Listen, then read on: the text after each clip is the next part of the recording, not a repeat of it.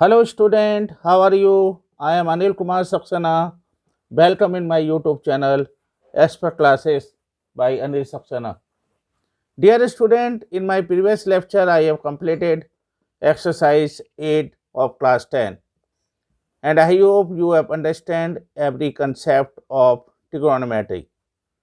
Today I will explain new chapter application of trigonometric ratio and height and distance. इस chapter को करने से पहले मैं आपको जो है एक्सरसाइज 8 का रिकैप करवाऊंगा जिससे आपको सारे चैप्टर क्लियर हो सके। इस चैप्टर में मैं आपको angle of elevation and angle of depression के बारे में भी बताऊंगा और आप इस चीज़ को अच्छी तरह से जान लें जिससे कि आप सारे क्वेश्चनों को ईजिली क्लियर कर सकें।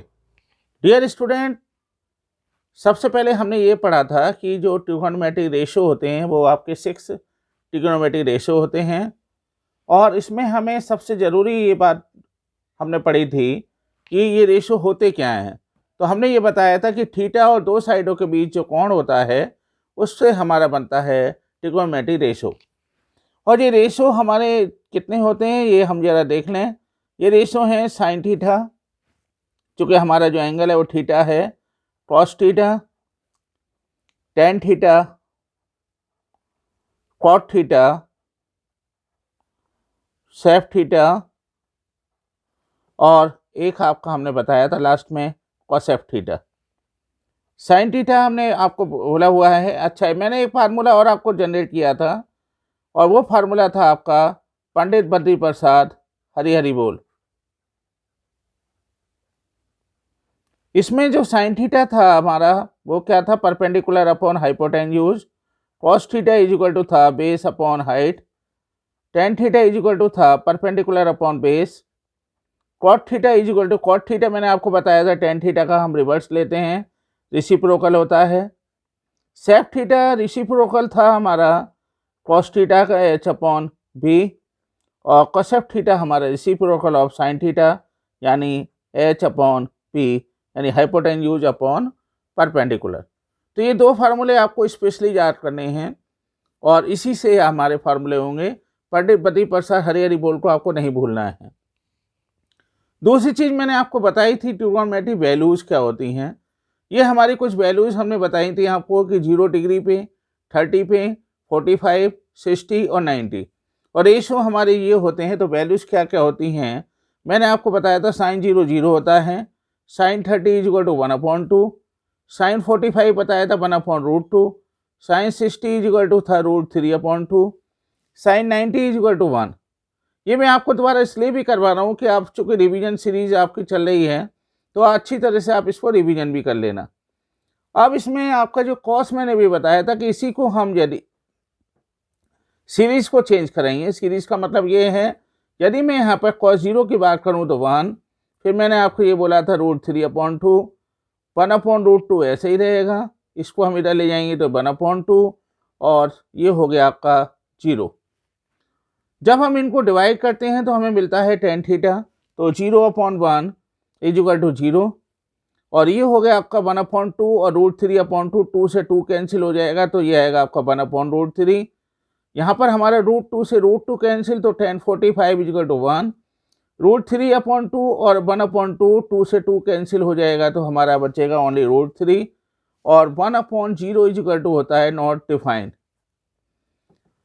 अब इसमें जो कॉट थीटा है वो हम जरा ध्यान से देख लें। कॉट थीटा हो गया अब आपका रिसिप्रोकल ऑफ टेन थीटा, तो 1/0 is equal to not defined.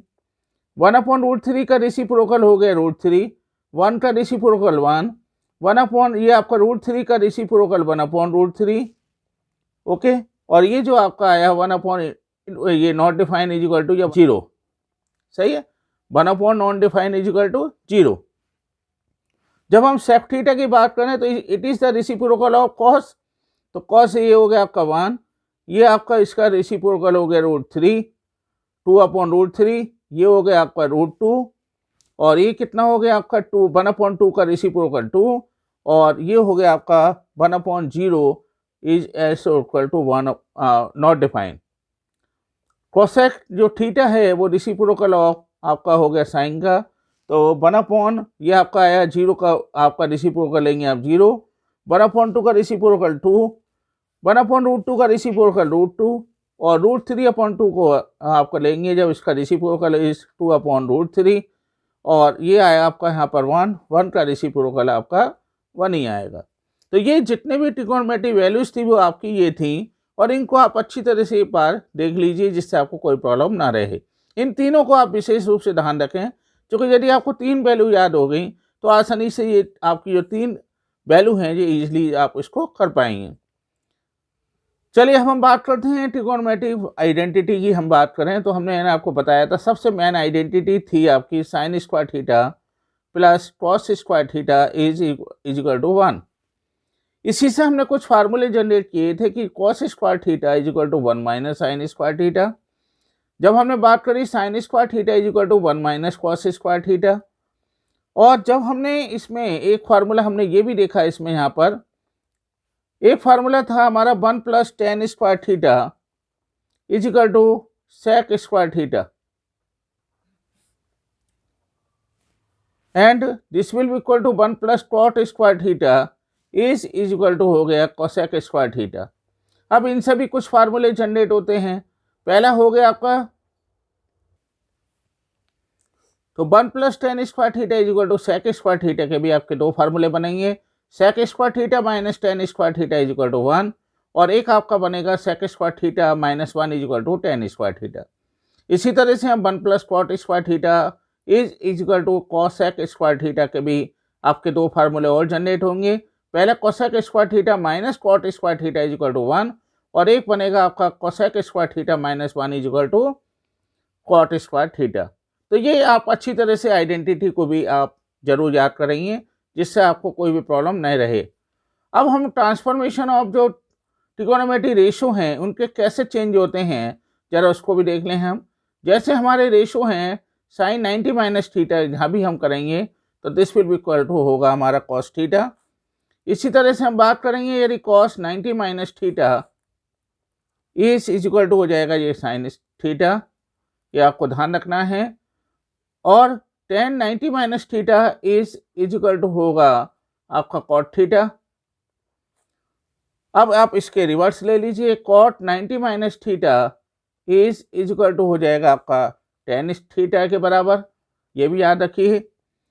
और इसी तरह से आपका होगा sec 90 minus theta is equal to हो जाएगा कॉस थीटा, कॉसेक थीटा, ध्यान रखिए कॉसेक थीटा। और लास्ट बचा आपका cosec 90 minus theta is equal to हो जाएगा यहाँ पर सेक थीटा। तो मेरे इन माय व्यू आपको ये सारी चीज़ क्लियर हो गई होगी। आप अच्छी तरह से इसको रिवाइज कर लीजिए और जिससे कि हम जो है अब आगे के जो क्वेश्चन हैं उनको सॉल्व करेंगे। Dear student, now I am starting exercise 9.1। हम जो प्रीवियस रिकैप था वो सारा कुछ देख चुके हैं। अब हमें देखना है आपका इसमें जो सबसे इम्पोर्टेंट है जिसको हम एप्लीकेशन ऑफ ट्रिगोनोमेट्री हम देखेंगे या फिर हाइट एंड डिस्टेंस के क्वेश्चन भी इसको हम कह सकते हैं। हाइट एंड डिस्टेंस के क्वेश्चन के लिए हमें सबसे ज़रूरी जानना होगा लाइन ऑफ साइट क्या होता है या विजन्स क्या होता है। तो लाइन ऑफ साइट का मतलब होता है जब हम किसी वस्तु को ऊपर की तरफ देखते हैं। मान लीजिए आप ग्राउंड फ्लोर पर खड़े हैं और फर्स्ट फ्लोर को आप देख रहे हैं तो उससे जो लाइन कहलाएगी ये कहलाएगी आपकी लाइन ऑफ साइट। ओके, और जो हॉरिजॉन्टल लाइन है उसको भी देख लें हम। हमारे आंखों के सामने जो लाइन होती है वो लाइन कहलाती है हॉरिजॉन्टल लाइन। दोनों चीज़ समझ में आई आपकी। मैंने कहा जब हम वस्तु को ऊपर की तरफ देखेंगे तो जो लाइन होगी वो लाइन ऑफ साइट कहलाएगी और जो वस्तु को हम सामने की तरफ देखते हैं उसको हम बोलते हैं हॉरिजॉन्टल लाइन। इसी तरह से आपको एक चीज़ और भी ध्यान रखनी है, एंगल ऑफ एलिवेशन क्या होता है। वेरी वेरी इंपॉर्टेंट, चूँकि हाइट एंड डिस्टेंस में इसका बहुत बड़ा इंपॉर्टेंस है। इसको मैं आपको समझाता हूँ कि यदि मान लीजिए मैं ग्राउंड फ्लोर पर हूँ और मेरा जो फ्रेंड है वो फर्स्ट फ्लोर पर खड़ा हुआ है। यहाँ पर मेरा फ्रेंड खड़ा हुआ है, मैं ग्राउंड फ्लोर पर हूँ। तो नेचुरल सी बात है ये जो आपकी मैंने अभी बताया, जब हम ऊपर की तरफ देखेंगे तो ये लाइन ऑफ साइट हो गई। और इसके बाद जो हमारी सामने की जो लाइन है वो हॉरिजॉन्टल लाइन, जो मैं अभी आपको बता चुका हूँ। इसका मतलब जो उससे एंगल बनेगा, जब हम ऊपर की तरफ देख रहे हैं अपने मित्र को, तो उससे जो एंगल बनेगा हॉरिजॉन्टल लाइन और लाइन ऑफ साइट के बीच में, उसको हम बोलेंगे एंगल ऑफ एलिवेशन। ये आप ध्यान रखेंगे अच्छी तरह से कि सिंपल कंसेप्ट है कि यदि हम ग्राउंड फ्लोर पर हैं और हमारा मित्र यदि फर्स्ट फ्लोर पर है या ऊपर की तरफ खड़ा हुआ है, तो जब हम उसको देखेंगे तो हमारा एंगल कौन सा बनता है, एंगल ऑफ एलिवेशन। ध्यान रहेगा। इसी तरह से है आपका एंगल ऑफ डिप्रेशन। ये भी जरा देख लें एंगल ऑफ डिप्रेशन क्या होता है। एंगल ऑफ डिप्रेशन का मतलब है अब मेरा मित्र जो है क्या है, यहाँ पर खड़ा हुआ है हमारा फर्स्ट फ्लोर पे, अब वो मुझे चाहता है देखने के लिए ग्राउंड फ्लोर पे, तो इसका मतलब जब मेरा मित्र जो है ग्राउंड फ्लोर पे मुझे देखेगा तो जो एंगल बनेगा वो एंगल क्या कहलाएगा, वो एंगल कहलाएगा हमारा एंगल ऑफ डिप्रेशन। मान लीजिए ये उसका जो एंगल है वो थीटा है, तो ये वाला जो एंगल होगा वो भी थीटा ही होगा। ये दोनों चीज़ आपके समझ में आई। अच्छा, इस केस में आप ये भी ध्यान रखिए हॉरिजॉन्टल लाइन कौन सी है, वो ये वाली हॉरिजॉन्टल लाइन होगी। ओके, चूँकि हमारी आंखों के सामने जो लाइन होती है वो हॉरिजॉन्टल लाइन है, और जो ये वाला एंगल बनना है लाइन ऑफ साइट और दूसरी बात हॉरिजॉन्टल लाइन के बीच में, उसको हम बोलते हैं थीटा। तो जब ये थीटा है तो ये भी थीटा ही होगा, इसमें तो कोई आपको डाउट नहीं है। तो वह दोनों चीज़ों में ये ध्यान रखिए कि जब हम नीचे से ऊपर देखेंगे तो हम एंगल ऑफ एलिवेशन बोलेंगे, और जब हम ऊपर से नीचे की तरफ कोई चीज़ को देखते हैं और जो एंगल बनता है उसको हम बोलते हैं एंगल ऑफ डिप्रेशन।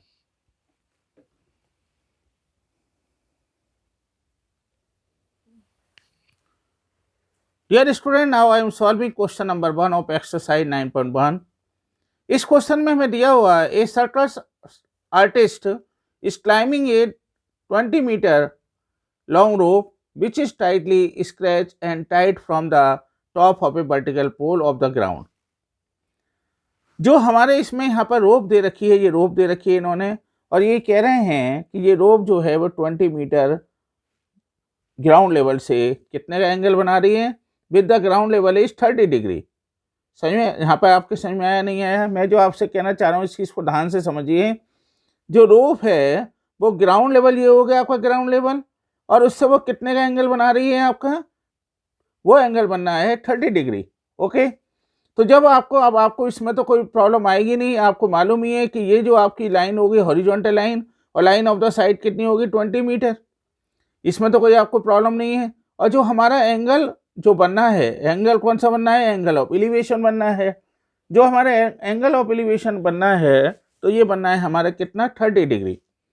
अब आप इसमें सबसे पहले क्या करेंगे कि आपको जो दे रखा है वो आप लिख लीजिए, हर क्वेश्चन को ध्यान से करना है आपको, क्योंकि इसमें से एक क्वेश्चन आपका आना निश्चित है, जरूर आएगा। तो लेंथ ऑफ द जो रोप है वो 20 मीटर दे रखी है। हाइट ऑफ द पोल उसने पूछी है आपसे, ये कह रहा था कि find the height of the pole, तो हाइट ऑफ द पोल हमें निकालनी है। तो height of pole is equal to हमें ए बी, ये हमें मेजर करना है। अब हम यदि बात करें यहाँ पर ट्राइंगल ABC की, तो इन ट्राइंगल ABC की हम बात कर रहे हैं यहाँ पर। तो ट्राइंगल ABC में सबसे पहले आप ध्यान से देखिए, ये हाइपोटेन्यूज दे रखा है हमें, और हम यदि बात कर रहे थे यहाँ पर पंडित बद्री प्रसाद हरी हरी बोल, जरा इसको देख लें हम पहले। तो यदि हमारे पास यहाँ पर परपेंडिकुलर और एक हाइपोटेन्यूज दे रखा है, ओके, तो परपेंडिकुलर और हाइपोटेन्यूज जब दिया हुआ है तो कौन सा हम लगाएंगे, मैंने आपको बता रखा है पहला मेजर होता है हमारा साइन थीटा, तो हम आसानी से लगा सकते हैं यहाँ पर साइन थीटा की वैल्यू। तो हम यहाँ पर ट्रायंगल ABC में लगेंगे, तो ये हो जाएगा साइन थीटा की वैल्यू लगाएंगे। थीटा की वैल्यू कितनी दी हुई है, we have given the 30 degree. और यहाँ पे परपेंडिकुलर कितना है, perpendicular is equal to AB दे रखा है, और आपकी जो यहाँ पर हाइपोटेन्यूज दे रखा है वो कितना है, AB अपॉन AC। पहले मैं वैल्यू को लिख देता हूँ जिससे आपको कोई भी प्रॉब्लम नहीं आए। तो ये हो गया आपका कितना, AB is equal to we have to calculate and what is the AC जो दिया हुआ है हमें 20 दिया हुआ है। AB जो हाइट ऑफ द आपके पोल होगी वो कितनी होगी, 20 इंटू आपका हो गया साइन 30।